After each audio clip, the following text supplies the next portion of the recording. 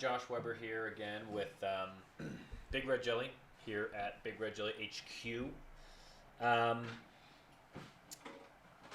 this week's topic is a hot topic, I think, for a lot of agencies out there, especially in the marketing space. This is kind of um, I seem to always get ads about this on my Facebook. It's all over my social media. It seems to be the next big thing, right? So a few years ago, obviously digital marketing agencies came in a huge flood. There was an opportunity there, all these digital platforms. Whenever there's a big marketplace, then agencies will start to pop up for said marketplace. Likewise with digital marketing, online advertising, social media, etc. No one is really too surprised by that. Now, who does it well is a different question, but that was an obvious wave and an inundation of these kind of digital marketing agencies. Now it seems that there are agencies that help agencies. That's kind of the hot thing right now, right? Or there's these digital marketing consultants, and maybe it's just me because they're doing a good job targeting agency owners or co-founders or managers on social media. But I'm getting ads everywhere by Bob this and Sarah that about how to scale your agency, how to make 100K after 6 months, how to take your agency to the next level, how to gain 6 clients for your agency, how to stop dealing with micromanaging clients within your agency. So now there's so many agencies, that's become the marketplace. And hey, credit to these people if they're doing a good job. And if there are agencies that are out there reaching out to these individuals or other agencies to help their agency, I find that quite fascinating. I haven't looked into too many of these people. I have read a few things that they've written and watched a few videos that they've done, and it does seem to be kind of the same spiel that a lot of you see, which is, click my video, I'm going to show you the 3 things you can do now to make 100K with your agency. And they do a good job of mentioning all these points up until kind of the tipping point that I like to call it, which is the big giveaway. And then that's where they ask you to enter your email or sign up for their webinar or buy something. So hey, if they hooked you, they did a good job at something. They got you to click and they got you to watch, but a lot of times they won't actually show you that concrete evidence, because if it was that easy to go make 100K in a month with your agency, if there was this proven process, then that person, him or her, would probably be doing that. But I could be wrong. I really do think there are great consultants out there who could help agency owners. And I think there is a space for people to go coach agencies. But everyone and their dog, it seems like, wants to start an agency these days. And it's a real grind. It's a real grind, especially here in Utah. There's probably an oversaturation of agencies, in my opinion. I don't have numbers really to back me up, and that's kind of bad on my part. But it is a tech bubble here. And because of that, there are a lot of people who are, in my opinion, overeducated and undertrained, or overeducated and underpaid, actually. And I could go into that in another segment, but that's a topic for another time. What I want to talk about today is my take on what I just discussed, which is, how do we get clients? What's our client acquisition strategy? I'm not going to have any kind of tricks here, or I'm not going to ask at the end that you subscribe to something before I give you the big secret. There is no big secret. That's the secret. But there are certainly some tips along the way that I wish I knew ahead of time. Probably would have saved me countless hours and infinite headaches.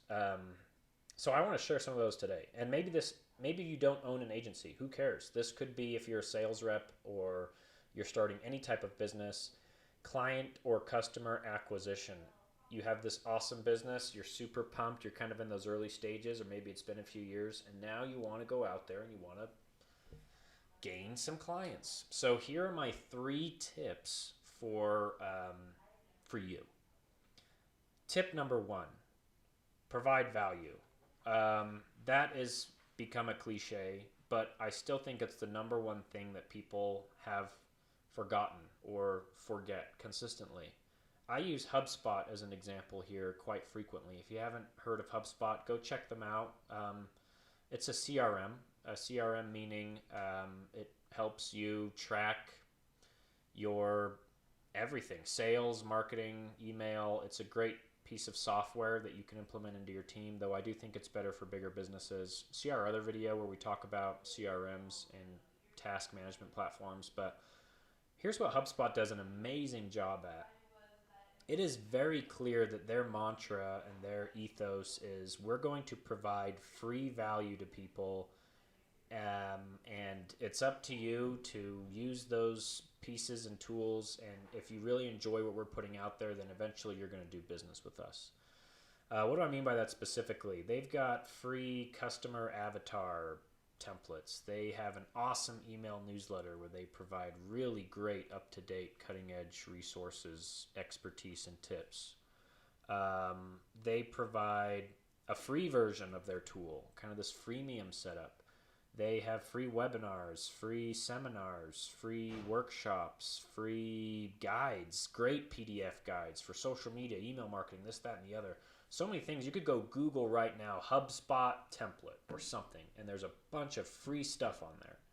And that's the way that I think business should go and is trending right now, which is just provide value to people, position yourself as an expert, and eventually people are going to say, you know what? This is awesome stuff, and why don't I just hire you? Why don't I just make you my CRM?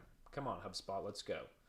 Enough of this nitpicky stuff. Enough of this, like I said, this agency consultant stuff where I'm going to tell you the secret, but I'm really not until you pay me.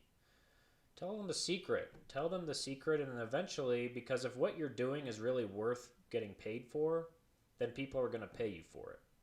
If you're kind of putting that barrier there, then I think you have something to hide, and it's either easy what you do and people can do it, in which case they're going to start doing it themselves. But if it really is something that you pride yourself as being an expert on, people are going to end up paying you for it. So provide value is the number one. I've been fortunate enough to have several mentors, and that's always been advice that they've given to me, especially from a sales perspective. Just go out there and help people, position yourself as the expert, and eventually it will come back to you. So if you're a barber out there and you have a barber shop, obviously we're not saying to give away free haircuts, but maybe you should have free haircutting classes for people who want to enter into that industry. Or maybe you give people advice on what haircuts work best with their face or the structure of their head. I don't know. But offer free stuff, offer free value, offer free expertise. And at the end of the day, when they need a haircut, they will come to you for their haircut. Don't try and do these kind of little ploys where, you're trying to soak every penny out of someone. And I know all the salespeople who are listening to me right now are just cringing at that thought. But I really do think that's the way things are going. The internet has made it so that if I want to go learn how to do something, one way or another, I can go do it and do it for free. I really can. So when you're putting these barriers up, you're just doing a disservice to yourself. So offer free services, provide value, position yourself as an expert, and eventually the potential customer will say, look, at this point, it's a cost benefit analysis. Is it worth me learning and doing this at the same time, or just paying someone who already knows how to do it and can do it better than me right now? It's going to save me time and I can focus on what I'm doing. So smart business owners will work with you, which is the other point on point number one. When you do that, you're filtering out people that are going to micromanage you anyway. You're going to find people who appreciate the value and then are smart enough to say, it's worth me paying you to do it than me doing it myself, right? So that's number one.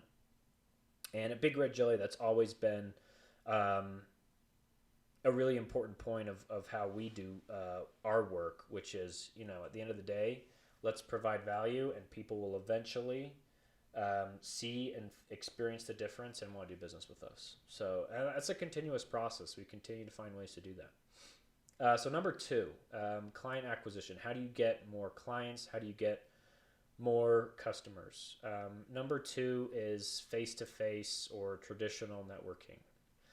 The really big thing now is finding these automated funnels and automated tools. And as a digital marketer, trust me when I say that that is very, very, very important. But I also think that there's a lot of dialogue out there about shortcuts and automate this. And well, I've got a method that if you put it into place, it's a guaranteed 10 clients a week. That's just not true. It's not true yet. And I'm sure people are going to debate me on this. But obviously every industry is different, every business is different. um, for us at Big Red Jelly, I can just tell you based on our experience that especially when you're a new business, and you're just getting started, nothing really beats getting out there and networking with people face to face and building those relationships. Um, and for example, let me tell you a little bit about what we do at Big Red Jelly. Some of our first clients, when we very first started off a couple of years ago, were just personal connections or relationships. So one of our first clients was the Utah Warriors professional rugby team. And the only reason we got that client was because the GM used to coach me when I played rugby in college. So it wasn't through a click funnel. It wasn't through a really, the perfect ad with the perfect ad copy and this, that, and the other. And that's such a competitive space now. And it's so easy to lose money and waste money in that space. There's really great advertisers out there. And you're going to go head to head with them right off the bat when you're trying to bootstrap your business. There's other things you can and should be doing. They're just kind of considered to many to be a little bit harder. It's not as easy to get up, go out there and get in front of people and talk to people. It takes time. You can't be shy, and it takes energy, and sometimes you get rejected in person, which for some people is really hard. It's a lot easier to go onto Facebook and set up a campaign and you never get to meet these people or see these people, but eventually you will have to get on a phone call or a video call with these people. So get out there and start networking, and don't forget that traditional way of building relationships and clientele. Those will be some of your best clients because the trust is really already there. We are involved in several networking groups. Chambers of Commerce are still a great way to network. BNI, Business Networking International, that has been huge for Big Red Jelly. And again, that's a traditional networking group. Other networking groups that you can find on Meetup or Facebook groups. Get involved, get out there, build relationships, and you reap what you sow.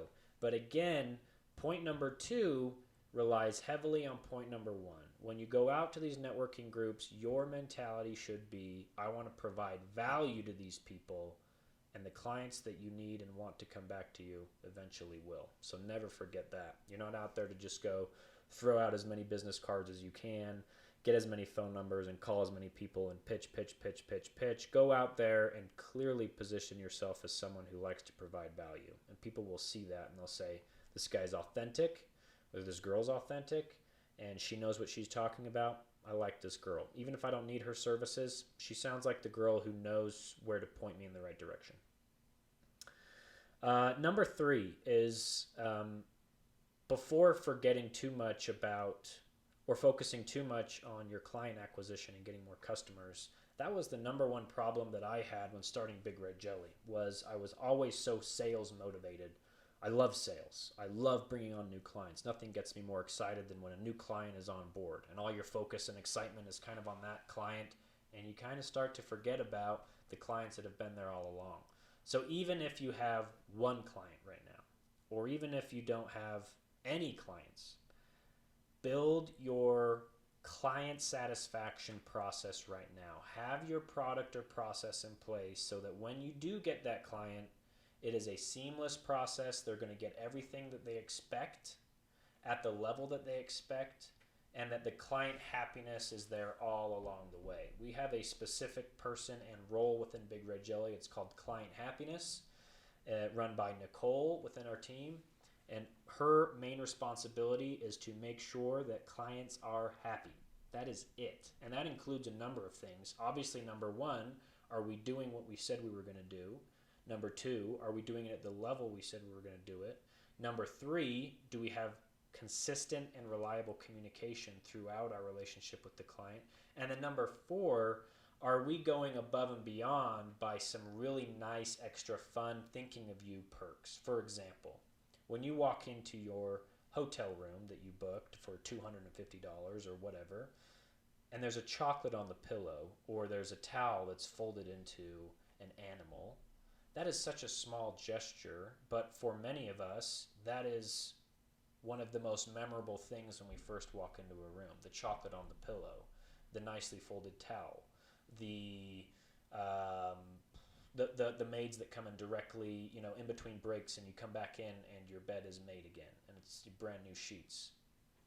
It's those little things that make an exponential difference in the client or customer satisfaction scale. So don't forget that in building out your process. And for an agency, sometimes that looks like a spontaneous email. Sometimes that looks like a spontaneous video call where you provide value in something that you're not contracted to do. That happens all the time here at Big Red Jelly. They ask, hey, I'm actually talking to this guy about this sign over here. We don't do print or anything, but I might chime in and say, hey, I know a guy who can give you a better quote, or I don't really like how that's turning out. Provide value in different areas that you're not contracted to do, and eventually your clients are going to be like, geez, I really do feel like these guys have my back. So that little extra 5% goes a long way. That chocolate on the pillow. So, even the spontaneous card, remembering when their birthday is, a holiday card, a gift basket, an announcement about your team. If we just hired a new team member, we actually send out an email and we introduce this new team member to all of our clients, because a new addition to our team means a new addition to their team. When you have that process in place for your service and your product, and from start to finish, you take this customer on this fantastic journey from meeting you for the first time to a great product at the end, that's what's going to allow you to keep clients, and that's what's going to allow you to build your referral base, and you're just going to get so many referrals. Most of Big Red Jelly's clients now come from referrals by word of mouth. What a fantastic way to get clients. We're not spending thousands of dollars on ads. We're not even doing digital marketing for ourselves, a digital marketing agency. And that's because we really just pride ourselves on, let's do an awesome job for our current clients, and the business will come. And it certainly has, almost to the point where we've had to tell them to slow down. So I'm really, really happy with that mindset, and I encourage all of you to have that as well. So just to review, number one is to provide value. Always be looking to provide value, and the business will come. Number two is, what was number two, Ben? What did I say number two was?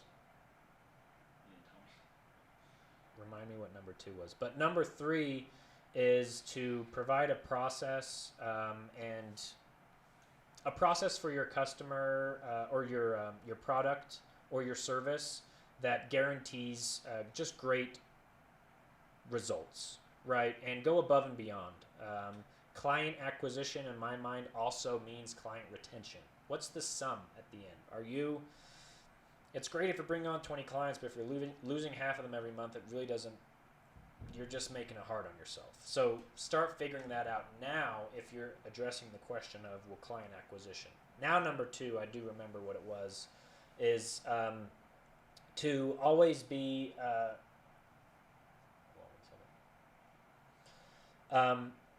I talked about providing value. I talked about the process of client satisfaction and product satisfaction. Number two is traditional networking. Get out there, join networking groups. Don't always go straight to that secret sauce that's being presented in these digital marketing ads all the time. There really isn't a top secret 3-step process that's going to guarantee you $100K a month. I hate to break it to you, but that's not to say there's not great automation platforms out there and you should be efficient, but just don't forget the traditional networking way of doing things. It will be, for an early phase agency or team or business, it will be the way that you bring on some of your best, dearest, and most trustworthy clientele, is ones that you go and meet face to face. So look into BNI. Look into meetups.com. Look into Facebook groups. Join Facebook groups. Participate in these groups. Provide value in these groups. Start to build your network. Start to build your personal brand, and that will provide you with many, many, many, many, many opportunities to bring on more clients. So those are my 3 tips, guys, for client acquisition. Comment below what you think. If you're an agency, what were some of the best methodologies that you implemented in early phase to increase your clientele or customer base? Obviously, it's different per business, but let's be specific for agencies. What's your client acquisition strategy? Don't worry about us stealing each other's information, or again, just provide value. Were there any processes or client acquisition tools that weren't effective to you? What did you waste money or time on that you wish you could have back? Comment below and let me know what you think. And tune in next time as we talk a little bit about diving into client acquisition again, but also client satisfaction. We are going to go more specifically into our client happiness role and our processes with services. How do we do quality control and make sure that what our clients are signing up for is exactly what they're getting? And I think that's a huge, huge key for many agencies out there. Thanks, guys, for tuning in. We'll see you soon.